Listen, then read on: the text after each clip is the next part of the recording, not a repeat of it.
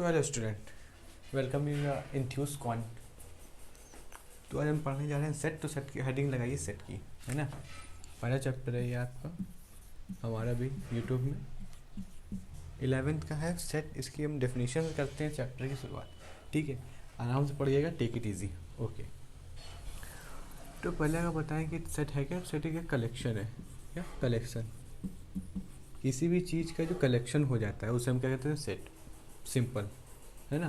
Definition भी क्या कहती है, किसी भी चीज़ का कलेक्शन। कलेक्शन की अगर हम बात करें तो कलेक्शन आपको दो टाइप के नहीं, सिंपल उसका अगर हम सिनोनिम्स देखें तो हम ग्रुप को भी क्या कर सकते हैं, कलेक्शन।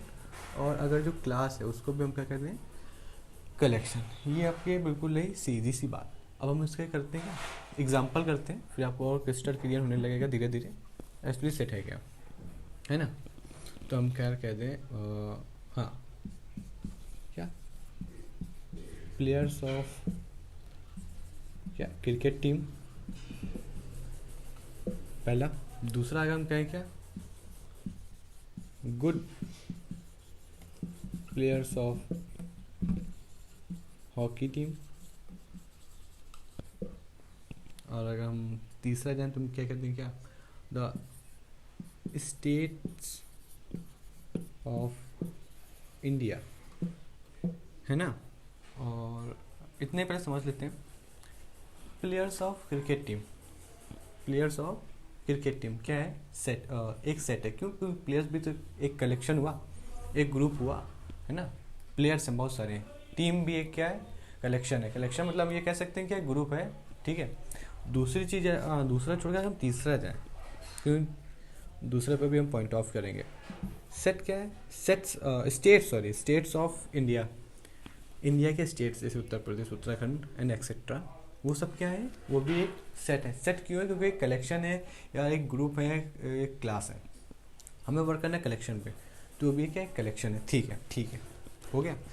अब हम जो कह रहे थे, क्या ये good players of cricket team ये सेट है कि नहीं, उस पर वर्कआउट करते हैं, है ना। Good players of hockey team, तो एक नोट्स के तरीके आप बना के रखिएगा कि क्या तब कब सेट होता है, कब सेट नहीं होता। चलिए देखते हैं। जब भी कोई भी स्टेटमेंट, ऐसे आपको स्टेटमेंट गिवन होगी, उसमें आपको ये पूछेगा क्या क्वेश्चन कि ये स्टेट है कि नहीं, या बताइए मुझे। तो जब भी स्टेटमेंट में क्या एडजेक्टिव गिवन हो, स्टेटमेंट में क्या एडजेक्टिव गिवन हो, तो वो हमारा सेट नहीं होता है। अब एडजेक्टिव क्या होता है, वही आपका इंग्लिश ग्रामर वाला। क्या एडजेक्टिव का मतलब होता है किसी चीज़ की विशेषता बताना। यहाँ पे गुड क्या कर रहा है, गुड भी एक एडजेक्टिव है, और गुड क्या कर रहा है, एक प्लेयर, जितने भी प्लेयर हैं इनकी क्या कर रहा है, एक विशेषता बता रहा है कि जो प्लेयर्स हैं वो कैसे हैं, गुड हैं, बैड हैं, या जो भी हैं वगैरह, जो भी चीज़ है। तो जब भी स्टेटमेंट में क्या आपको गुड गिवन हो या फिर एडजेक्टिव गिवन हो, वो हमारा सेट नहीं है। Good players of hockey team, तो ये क्या बता रहा है, ये बता रहा है सिंपल सा, जो हॉकी टीम के प्लेयर हैं वो क्या है, अच्छे हैं। मतलब जो हॉकी टीम के प्लेयर हैं वो खेलने में क्या है, अच्छे हैं। ये गुड क्या है, एक एडजेक्टिव है। इस वजह से जो स्टेटमेंट है ये एक सेट नहीं है। क्यों ये नहीं है? क्योंकि एक एडजेक्टिव है, और एडजेक्टिव किसी भी स्टेटमेंट पे होता है तो वो स्टेटमेंट हमारी सेट नहीं कहलाती है। ठीक है, दूसरा एग्जाम्पल लेके हम आपको बताते हैं। ये था पहला। दूसरा एग्जाम्पल अगर हम लें, क्या, हाँ, bad students of your class. ये जो स्टूडेंट है, ये बैड, जो तुम्हारी क्लास के स्टूडेंट है वो बैड क्या है, तो बैड भी क्या एडजेक्टिव है। एडजेक्टिव क्या कर रहा है, स्टूडेंट की विशेषता बता रहा है। ये भी सेट नहीं है, ये भी नहीं है। क्यों नहीं है? क्योंकि स्टेटमेंट पे हमें एडजेक्टिव गिवन है। ठीक है, एडजेक्टिव गिवन है, इस वजह से ये स्टेटमेंट नहीं है। तीसरा एग्जाम्पल लेते हैं। अगर हम बात करें क्या, हाँ, क्या pretty teacher of your school. क्या जो भी प्रिटी टीचर है, यानी जो सुंदर जो टीचर है वो आपके स्कूल की, ये बता रहा है। तो प्रिटी क्या, प्रिटी भी एक एडजेक्टिव, ये क्या कर रहा है, टीचर की विशेषता बता रहा है। तो ये भी एक सेट नहीं है। आई होप आपको क्लियर हुआ होगा कि एडजेक्टिव कब, सेट कब होता है। सेट तब होता है जब एडजेक्टिव आपका सेट या सेट के स्टेटमेंट पे गिवन ना हो, तो उससे हम कह देंगे हाँ ये सेट नहीं है। अगर सिंपल से आपको यहाँ पे क्या गिवन होता, क्या यहाँ पे गिवन होता है प्लेयर्स ऑफ हॉकी टीम, हाँ तो एक सेट था, क्यों था, क्योंकि उसमें एडजेक्टिव नहीं गिवन है। Student of your class set है, क्यों, क्योंकि उसमें एडजेक्टिव नहीं given. Teacher of your school, हाँ ये एक सेट था, कब था, जब अगर इसमें हम एडजेक्टिव न लिखते। ठीक, बात समझ में आई आपको।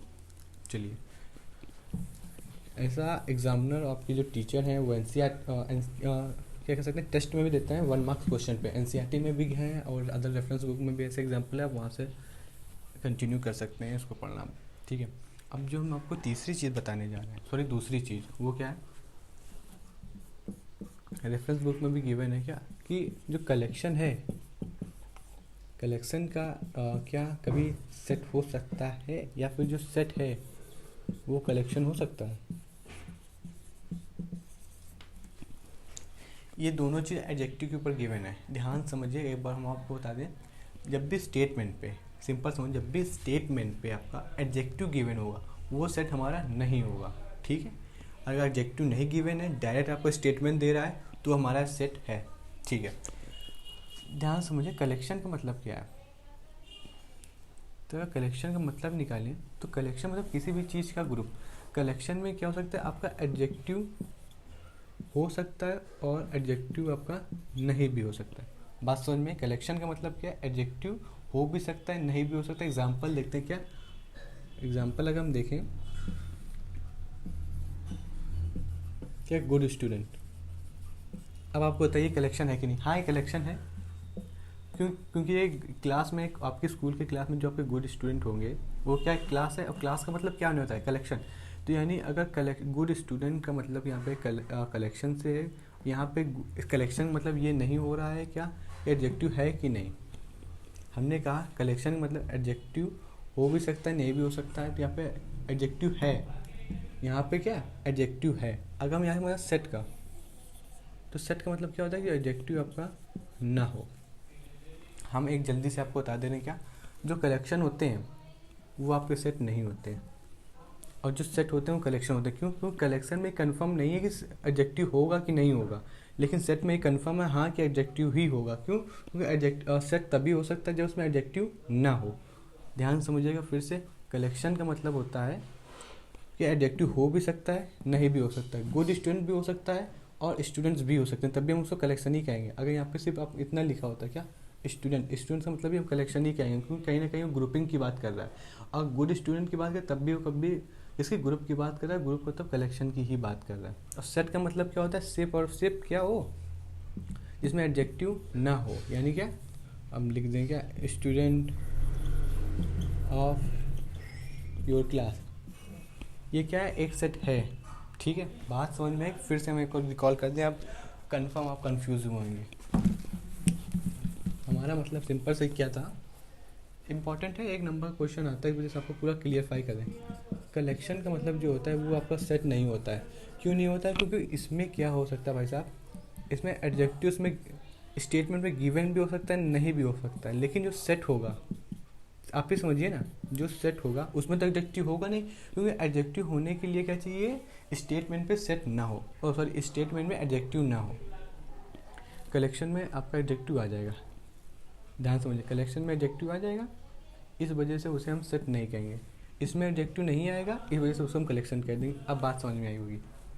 बस ये लास्ट है, बस लास्ट मतलब ये लास्ट बार समझा लें क्या, कलेक्शन का मतलब सेट होगा। अब ये समझिए, कलेक्शन का मतलब सेट होगा, इस वजह से वो एडजेक्टिव नहीं होगा। सेट का मतलब एडजेक्टिव नहीं होगा तो हम उसे कलेक्शन कह सकते हैं। इन दोनों का मतलब भाई साहब ग्रुपिंग से है, क्लास से है। क्या है ग्रुपिंग और क्लास का मतलब, वो आपको बता दिया गया है। कलेक्शन का मतलब उसमें सेट, कलेक्शन का मतलब एडजेक्टिव हो सकता है, कलेक्शन मतलब एडजेक्टिव हो सकता है, सेट का मतलब, और सॉरी कलेक्शन मतलब जो एडजेक्टिव होगा तो सेट नहीं होगा। लेकिन जो सेट का मतलब क्या था कि इसमें एडजेक्टिव नहीं होगा, एडजेक्टिव जब नहीं होगा तो इसको भी तो एक हम कलेक्शन कह सकते हैं। आई होप आपको यहाँ तक बात बिल्कुल क्लियर समझ में आई होगी। अब हम आगे बढ़ जाते हैं क्या, इसकी दो डिस्क्रिप्शन ऑफ सेट। क्या डिस्क्रिप्शन ऑफ सेट में दो चीज़ आती हैं, रोस्टर फॉर्म आती है, रोस्टर फॉर्म के बाद आती है set builder form. Set builder form का मतलब क्या होता है, सेट बिल्डर फॉर्म को हम कह सकते हैं क्या, टेबुलर फॉर्म। आइए देखते हैं उनको, उनके एग्जांपल करेंगे।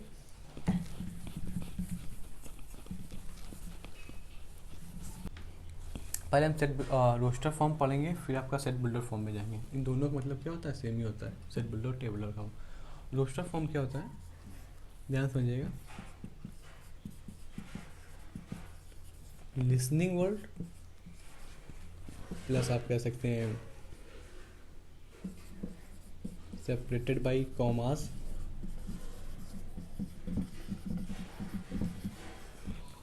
Plus bracket. ब्रैकेट यहाँ पे यहाँ यूज़, या एक चीज़ ध्यान रखिए, जब भी हम सेट की बात करेंगे तब भी हम करली ब्रैकेट की बात करेंगे, ठीक है, करली ब्रैकेट ही आएगा। सेपरेटेड बाय कॉमा मतलब सिंपल से ये कॉमा। लिसनिंग वर्ड क्या होते हैं, लिसनिंग मतलब वही वर्ड होते हैं जो हम लोग सुनते हैं।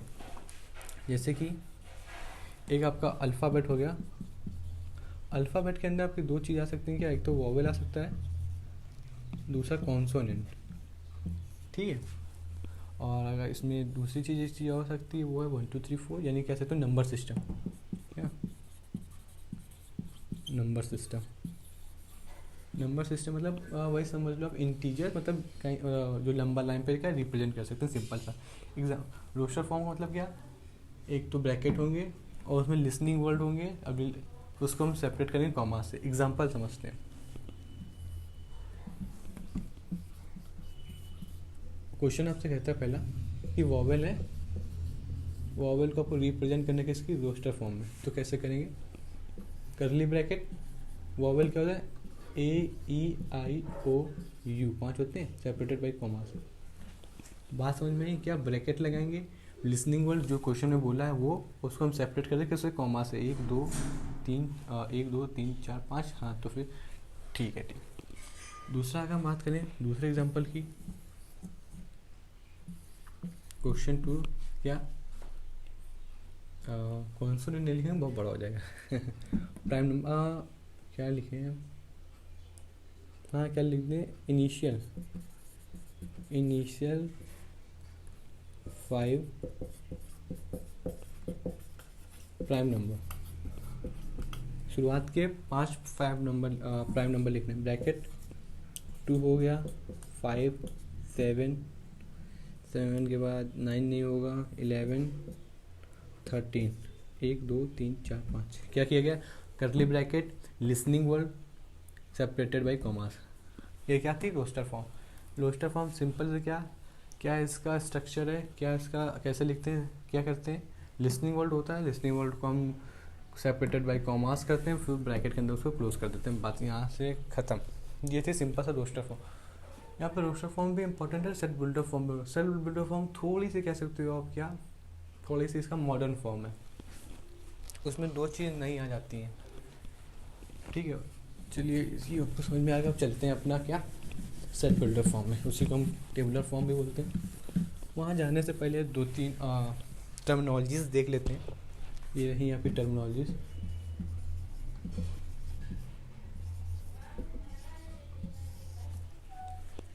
एन को हम रिप्रेजेंट करते हैं, एन को किससे, नेचुरल नंबर को रिप्रेजेंट करने के लिए हम किससे यूज करते हैं, एन का नेचुरल नंबर। दूसरा आता है आपका होल नंबर, तो डब्ल्यू से रिप्रेजेंट करें, कैपिटल लेटर में याद रखिएगा होता है। फिर हम आते हैं आर से, आर को रिप्रेजेंट करेगा रियल नंबर। जेड का यूज़ करते हैं, सॉरी जेड का यूज़ होता है क्या, इंटीजर। इंटीजर दो टाइप के होते हैं पता होगा, प्लस और माइनस, प्लस के लिए जेड प्लस, माइनस के लिए जेड माइनस। एक और होता है क्या, सी कॉम्प्लेक्स। कॉम्प्लेक्स नंबर एक पूरा चैप्टर है आपका आगे चल के, है ना, जिसमें आपका क्या आयोटा भी यूज़ होता है। आयोटा मतलब होता है अंडर रूट के अंदर किसी वैल्यू को लिखा जाए, ठीक है, ओके। अब सेट बिल्डर फॉर्म क्या होती है उसको देखते हैं। सेट बिल्डर फॉर्म को क्या टेबुलर फॉर्म बोलते हैं, इसकी कैसे लिखते हैं वो देखिए। यानी पहला हम एग्जांपल लें क्या, हाँ मान लिए दिया गया आपको, क्या लिखे, शुरुआत के 5 वो लिखने हैं क्या, 5 नेचुरल नंबर,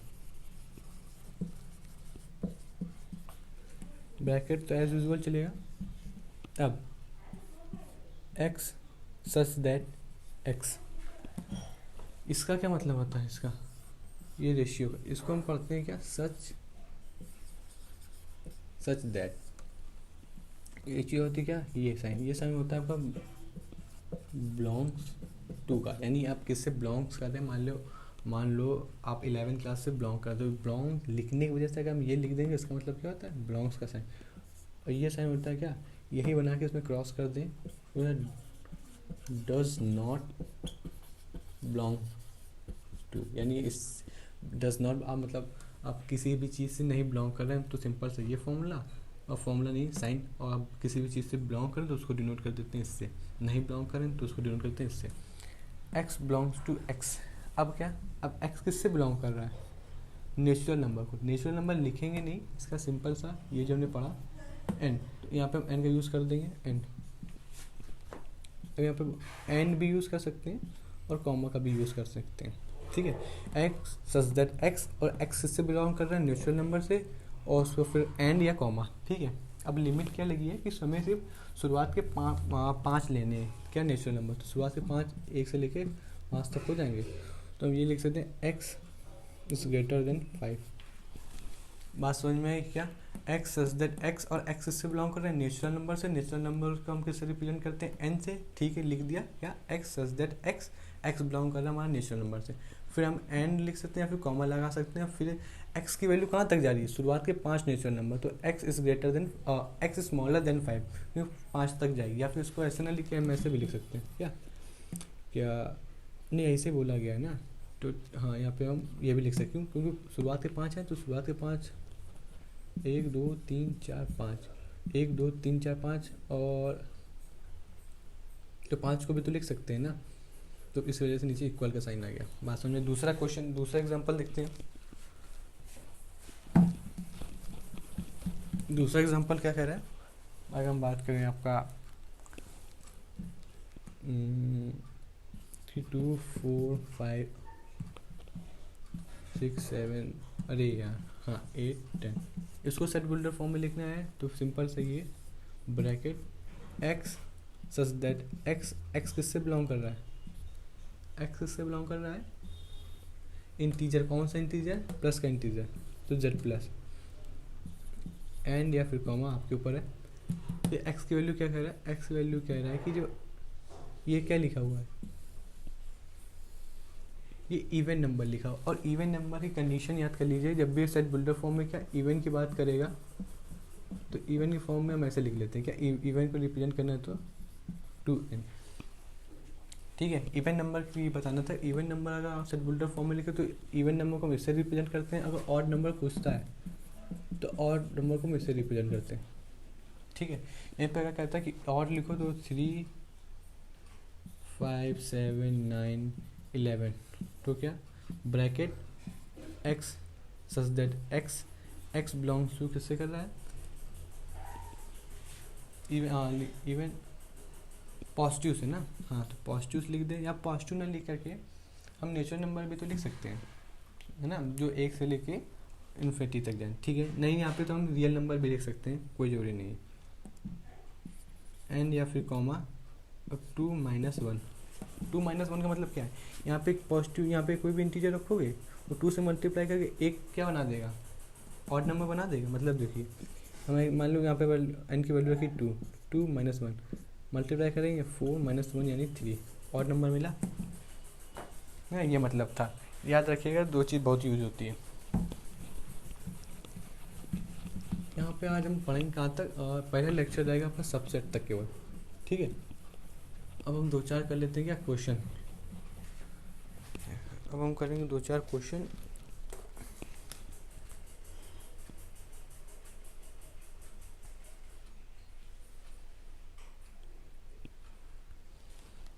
देखिए पहला क्वेश्चन लिखा है, x such that x is a natural number, limit दे के रखा हुआ कहाँ से कहाँ तक,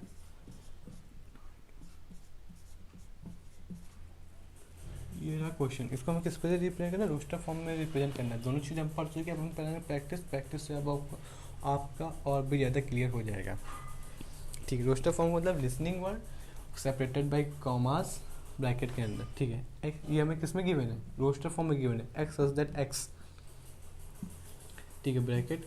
अब लिमिट क्या दे रहा है कि जो इसकी जो वैल्यू है इसको खोल के लिखना है हमें, ठीक है, नेचुरल नंबर से बिलोंग करना है, ठीक है। तो इसका मतलब क्या है, जो एक्स है वो 30 के इक्वल है और 30 से बड़ा है, लेकिन 36 के भी इक्वल है और 36 से भी छोटा है। इसका मतलब इक्वल का होता है, इसका मतलब होता है जब दो साइन जुड़ जाते हैं तो उसको हम ऐसे लिख सकते हैं, है ना, ग्रेटर देन का और इक्वल का। तो 30, 31, 32, 33, 34, 35 सेपरेटेड बाई कॉमा। बात समझ में आई। रोस्टर फॉर्म में सेट बिल्डर फॉर्म में गिवन था, रोस्टर फॉर्म में लिखा, कैसे लिखा, ये जो गिवन है उसको हमने कर दिया ओपन। ओपन कैसे किया, यहाँ पे 30 greater than 30 smaller than x and equal, 36 is greater than x and equal, represent कर दिया 36 के भी इक्वल। जब ये रहे नीचे इक्वल का, तो इसका मतलब जब भी ये इक्वल का साइन है इसका मतलब ये चीज़ भी लिखी जाएगी, और जब ना रहे तो इसका मतलब क्या हुआ कि इससे एक कम, है ना, इससे भी बड़ा है लेकिन इससे छोटा है। इक्वल का मतलब इसको भी लिया जाएगा, अगर इक्वल ना हो तो इससे एक कम की वैल्यू ली जाएगी, जैसे कि आपको बता ही दे। मान लो अगर ये लिखा होता तब क्या लिखते, तो यहाँ पे हम लिखते क्या, 31 से लिखते 35 तक। इसके ये नहीं कह रहा है क्या कि जो x है वो 30 के इक्वल ना, इससे ये इसका मतलब क्या कह रहा है कि x जो है वो 30 से बड़ा है। और यहाँ पे कह रहा है क्या, यहाँ पे इक्वल का साइन नहीं बदल लगा, इसका मतलब क्या है कि जो 36 है, यहाँ से जो 36 है वो x से बड़ा है। इसका मतलब इक्वल का साइन नहीं लेगा तो हम 36 नहीं लेंगे, हम 35 लेंगे, ठीक है। दूसरा क्वेश्चन देखते हैं।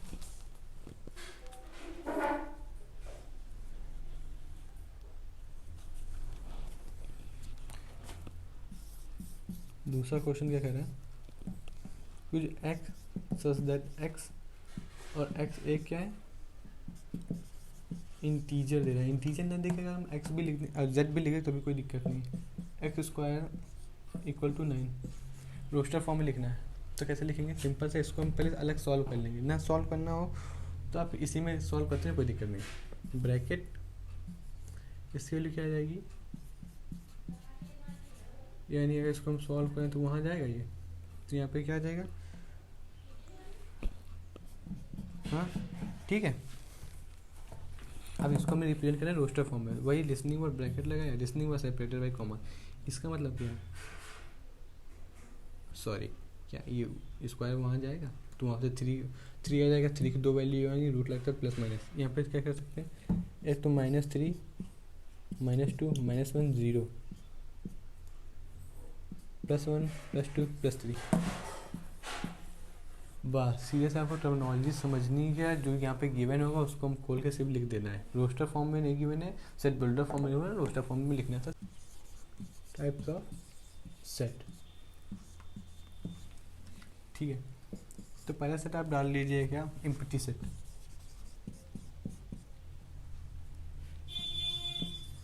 जैसा नाम है वैसे इसका क्या है, क्या ये क्या हुआ, एम्प्टी सेट। मतलब सेट में जब कोई एलिमेंट नहीं होगा तो उसे हम क्या कहेंगे, empty set. Example bracket x such that x, ठीक है, and belong to natural number से। और आप ध्यान समझिए क्या, कि जो x की वैल्यू है वो किसके इक्वल है, हाँ x की वैल्यू क्या है, 4 से तो बड़ी है लेकिन 5 से क्या है, छोटी है। अब ध्यान से समझिएगा, x एक नेचुरल नंबर है, उसकी वैल्यू क्या है, 4 से बड़ी है लेकिन 5 से छोटी है। 4 और 5 के बीच में कौन सी नंबर होती है, 4 और 5 के बीच में कोई नंबर नहीं होती, तो यहाँ पे आंसर क्या आ जाएगा, सॉरी इसके बीच में कुछ, तो ये हो जाएगा एम्प्टी सेट। क्यों एम्प्टी सेट, क्योंकि इसके बीच में कोई नंबर नहीं है, ठीक है। और ऐसे एग्जांपल अगर लेने का, ये स्क्वायर लगा, मतलब जैसे गिवन उसको सॉल्व करके लिखेंगे तो x की वैल्यू क्या है, +-3, तो यहाँ पे दो वैल्यू है, एक तो प्लस आ रही है, एक तो -3 आ रही है। तो यहाँ से ये कोई एम्प्टी सेट नहीं हुआ, यहाँ से रोस्टर फॉर्म में है लेकिन ये एम्प्टी सेट नहीं है। एम्प्टी सेट क्यों नहीं है, क्योंकि इसके बीच में, सॉरी एम्प्टी सेट ये क्यों नहीं है, क्योंकि इसमें एलिमेंट आ रहा है। जब एलिमेंट कुछ ना आए वो खाली रहे तो क्या है, तब वो हमारा एम्प्टी सेट है। यानी एम्प्टी सेट को हम कैसे, फाई से डिनोट करते हैं, फाई का मतलब कुछ नहीं, ठीक है। अब इसको ऐसे इस तरीके से मतलब लिख दीजिएगा, ये गलत है, ये एक सेट बन चुका है, ये एक सेट बन चुका है। डायरेक्ट एम्प्टी सेट को डायरेक्ट हम सिंगल फाई से, ब्रैकेट के अंदर नहीं, सिर्फ ऐसे ही डिनोट करते क्या, फाई से। आप इसमें ब्रैकेट लगा देंगे, इसका मतलब हो गया आपका क्या, ये एक सेट बन चुका है, ठीक है। ये थे कुछ एग्जाम्पल, उसके बाद हम देख लें जल्दी से।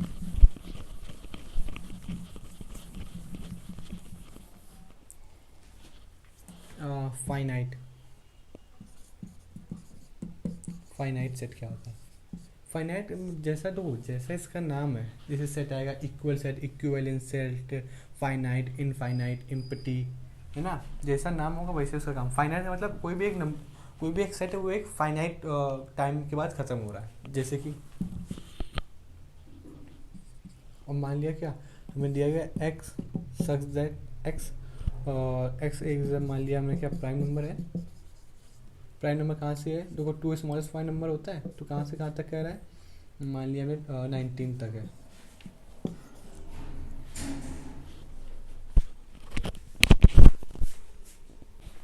इसके बीच में क्या वैल्यू आएगी? 2 आ जाएगा, 3 आ जाएगा, 5 आ जाएगा, 7 आ जाएगा, और ऐसे ही 11, 13, 17, फिर 19, है ना। एक फाइनाइट नंबर है, एक क्या फाइनाइट डिजिट है, ठीक है ना। और इसी में एक चीज़ याद रखिएगा, ये इन्हें हम क्या कहते हैं? ये इन्हें कितने 1 2 3 4 5 6 7 8, ये क्या है? ये इन्हें हम कहते हैं क्या?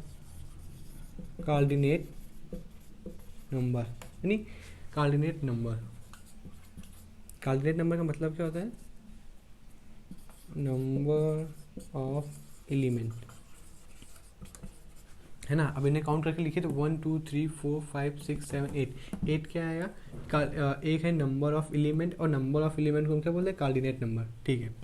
अब यहाँ से दूसरा एग्जांपल अगर लें यहाँ पे, कि हमें कहा गया कि एक जो ए है ये कहाँ से कहाँ तक, मान लिया हमें डी तक लिखना है, ठीक है। ब्रैकेट के अंदर A B C D, A B C D, ठीक है। ये क्या फाइनाइट डिजिट है, क्योंकि एक फाइनाइट टाइम के बाद, एक टाइम पीरियड के बाद खत्म हो गया, ठीक है। A B C D. अब आपसे पूछे कोऑर्डिनेट नंबर कितना है, तो कोऑर्डिनेट नंबर कितना? 4, कितना है? 4। 4 क्यों है?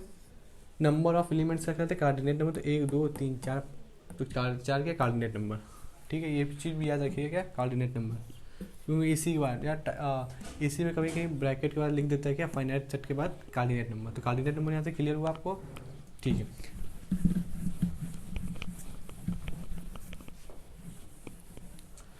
अब जो तीसरा आता है वो क्या था? Singleton set. क्या?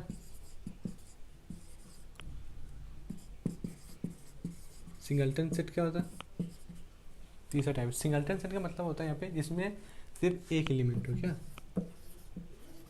सिर्फ एक एलिमेंट। एग्जांपल एक्स बिलोंग कर रहा है नेचुरल नंबर से, और इसकी लिमिट क्या दी गई है कि जो एक्स की वैल्यू है ये 5, यहाँ 5 से बड़ा है, यहाँ पे एक्स की वैल्यू 3 से बड़ी लेकिन 5 से छोटी है, ठीक है। इसको अगर हम सॉल्व करके लिखेंगे क्या है? इसके बीच का आंसर आ जाएगा क्या? 4, है ना। इसके और इसके बीच की एक्स की वैल्यू लिखनी है, तो एक्स की वैल्यू कितनी आई? 4। 4 क्या? एक एलिमेंट है, तो एक एलिमेंट को हम क्या कहते हैं? Singleton set. सिंगल आ रहा है ना वर्ड, सिंगल मतलब सिंगलटन सेट, ठीक है। और एग्जांपल करने नहीं, समझ में आ गया होगा ये तो कंफर्म। चौथा टाइप डालिएगा फाइनाइट, या सॉरी इनफाइनाइट। फोर्थ है इनफाइनाइट सेट। इसके ऊपर हम ज़्यादा टाइम नहीं लगा रहे हैं, क्यों? क्योंकि सिंपल से आपको समझ में आना चाहिए फाइनाइट क्या होता है, इनफाइनाइट का एक एग्जांपल कर दिया, आपको समझ में आ गया होगा। आप जब क्वेश्चन की प्रैक्टिस करेंगे तब आपको ज़्यादा समझ में आएगा। वो चीज़ हम फिर से कह रहे हैं कि जब पूरा सेट खत्म हो जाएगा उसके बाद हम प्रैक्टिस क्वेश्चन लाएंगे। प्रैक्टिस क्वेश्चन को आप अगर करेंगे तो आपका सेट बिल्कुल अच्छे से क्या कंप्लीट हो जाएगा। क्वेश्चन करने पहले आपको क्या कॉन्सेप्ट बिल्कुल क्लियर होना चाहिए। कॉन्सेप्ट कहाँ से क्लियर होगा? जो हम एक एक पॉइंट आपको यहाँ बता रहे हैं, ठीक है। इसको हम ज़्यादा टाइम नहीं दे रहे। क्यों नहीं टाइम दे रहे? टाइम हम देंगे आगे, क्योंकि जो सरल है आपको समझ में आ जाएगा। थ्योरेटिकल है ज़्यादातर। जो नेक्स्ट आएगा वेन डायग्राम और उसके लॉज ऑफ क्या सेट, उसके ऊपर जाना, जैसे डी ब्रोगली सेट हो गया, डी ब्रोगलीज और एसोसिएटिव सेट्स, सब लॉ है, वो हम उसके ऊपर ज़्यादा टाइम देंगे, ठीक है। इनफाइनाइट का मतलब जैसा नाम वैसी ही चीज़। क्या? अब मान लिया गया क्या क्वेश्चन दिया गया है, एग्जाम्पल है राइट द नेचुरल। अब क्वेश्चन क्या कह रहा है? Right the natural number. Natural number कहाँ से शुरू होते हैं भाई? ब्रैकेट लगा लिया, जो 1 से कहाँ जाए infinite, 2 3 up to so on, कहाँ तक? इन्फिनिटी तक, कोई कंफर्म नहीं है भाई। n इक्वल टू n क्या था? Natural number. ऐसे होल नंबर कर दे, होल नंबर कहाँ तक जाएगा आपका? होल नंबर ऐसे ही आपका जाएगा 0 1 2 अप टू इन्फिनिटी। ठीक है, अगर इसे सिंपल सा हम बोल दें आपसे क्या काउंटिंग नंबर, तो काउंटिंग नंबर भी कहाँ से जाएगा, काउंटिंग नंबर यही हो जाएगा आपका 1 से लेकर इन्फिनिटी, जिसकी मतलब कोई कंफर्म ना हो कहाँ तक जाएगा, सिंपली से इन्फिनिटी। चलिए ठीक है, कोई रहेगा क्या इन्फिनिटी वगैरह, अगर देख लें इसको कोई रह गया हो। आपके अभी 2 रह गए हैं क्या, इक्वल सेट और इक्विवेलेंट सेट। ठीक है, तो 5th नंबर डालिएगा equivalent set, equivalent set. Spelling देख लीजिएगा, इक्विवेलेंट, इक्विवेलेंट यहाँ पे ई होता है, इक्विवेलेंट सेट। इक्विवेलेंट सेट का मतलब क्या होता है, एग्जांपल मान लिया यहाँ पे गिवन है 1 2 3 4, दूसरा सेट कोई गिवन है A B C D। अब यहाँ पे मैं कार्डिनेट नंबर देखने, तो कार्डिनेट नंबर क्या होगा इसमें 1 2 3 4, यहाँ पे कार्डिनेट नंबर है 4, 1 2 3 4, यहाँ पे कार्डिनेट नंबर कितना है 4। जब भी 2 सेट का व्हेन कार्डिनेट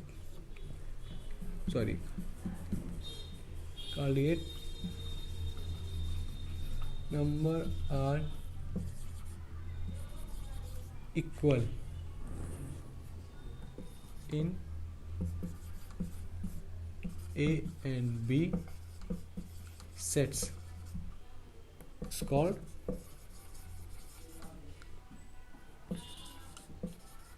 equivalent set।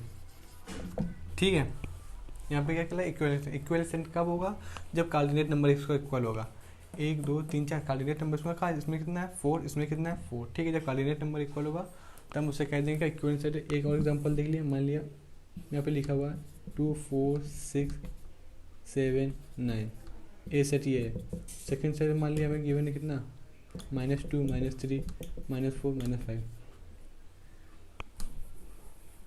-5 देन -6। अब बताइए इक्विवेलेंट सेट है कि नहीं। तो इक्विवेलेंट सेट के लिए क्या नीड होती है, जब कार्डिनेट नंबर हमारा इक्वल हो। ठीक है, 1 2 3 4 5, इसमें कार्डिनेट का नंबर कितना है 5, 1 2 3 4 5, कार्डिनेट नंबर कितना है 4, यानी सॉरी 5 कार्डिनेट नंबर यहाँ पे इक्वल है, तब हम कह देंगे इक्विवेलेंट सेट।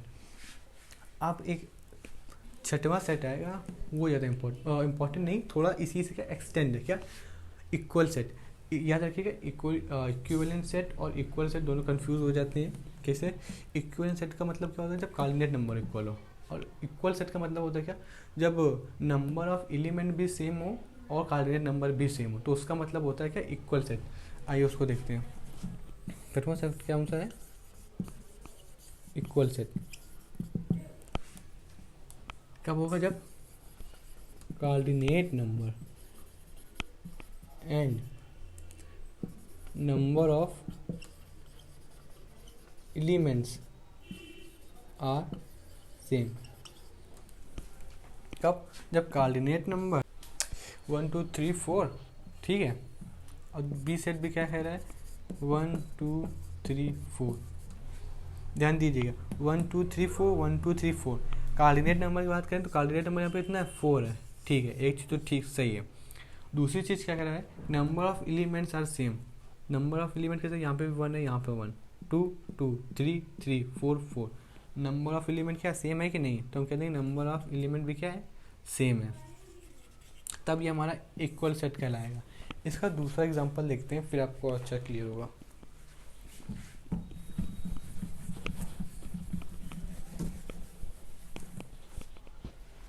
जैसे एक सेट गिवन है, मान लिया ये A B C D, और दूसरा मान लिया हमने गिवन है क्या C E F G H। अब बताइए इक्वल सेट है कि नहीं। इक्वल सेट की कंडीशन, कार्डिनेट नंबर सेम हो, नंबर ऑफ एलिमेंट भी इसके सेम हो। ठीक है, कार्डिनेट नंबर यहाँ पे कितना है 1 2 3 4, यहाँ पे कार्डिनेट number 1 2 3 4, कार्डिनेट numbers are equal, then next seed is that number of elements are equal, then next seed क्या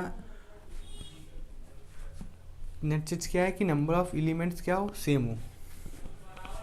यहाँ पे ए है, यहाँ पे क्या ई, यहाँ पे क्या है बी, यहाँ पे F, C G D F, the elements are not equal, so this is not a equal set.